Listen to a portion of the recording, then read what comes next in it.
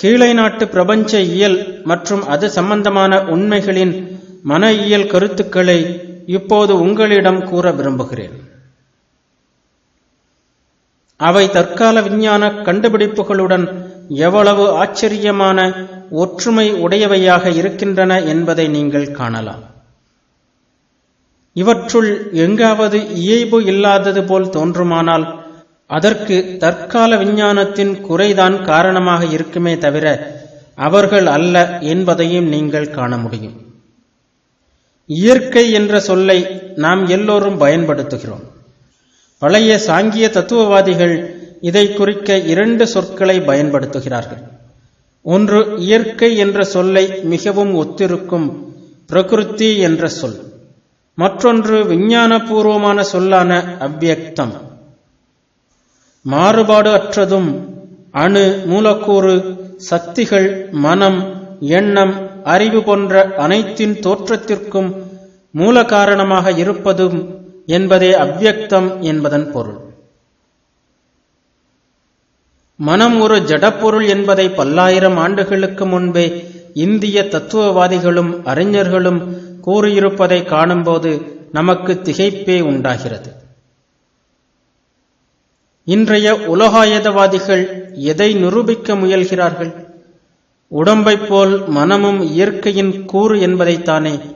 எண்ணமும் அப்படியே. ஆராய்ச்சி இன்னும் முன்னேற அறிவும் இவ்வாறே இயற்கையின் கூறு என்பது தெரிய வரும். இவை எல்லாமே அவ்யக்தம் என்ற இயற்கையிலிருந்து தோன்றியவை. அவ்யக்தம் என்பது சத்வம், ரஜஸ், தமஸ் என்ற 3 சக்திகளின் சமச்சீர் நிலை என்று சாங்கியர்கள் சொல்கிறார்கள். தாழ்ந்த சக்தியாகிய தமஸ் கவரும் சக்தி, சற்று உயர்ந்த ரஜஸ் விளக்கும் சக்தி, மிக உயர்ந்த சக்தியாகிய சத்துவம் இவை இரண்டின் சமச்சீர் நிலையாகும். கவரும் சக்தி, விளக்கும் சக்தி ஆகிய இரண்டையும் சத்துவத்தால் சரியான கட்டுப்பாட்டில் வைக்கப்பட்டால் படைப்பு நின்று போகிறது. உலகில் இயக்கமே இல்லாமல் போய்விடுகிறது. இந்த சமச்சீர் நிலை தவறியதும் சமநிலை குலைகிறது. 2 சக்திகளுள் ஒன்று மற்றொன்றை விட வலிமை பெறுகிறது. இயக்கம் ஏற்படுகிறது. படைப்பு தொடங்குகிறது. இவையெல்லாம் ஒரு சுழற்சியாக, ஒரு ஒழுங்குமுறையில் நடைபெறுகின்றன. அதாவது இந்த சமநிலை தவறுகின்ற காலம் ஒன்று உண்டு. அப்போது இந்த சக்திகள் சேர்ந்தும் கலந்தும் படைப்பு எல்லாம் வெளிப்படத் தொடங்குகின்றன. அதே வேளையில் ஆரம்ப நிலையாகிய சமச்சீர் நிலையை மீண்டும் அடைய வேண்டும் என்ற போக்கு எல்லா பொருட்களிடமும் இருக்கிறது.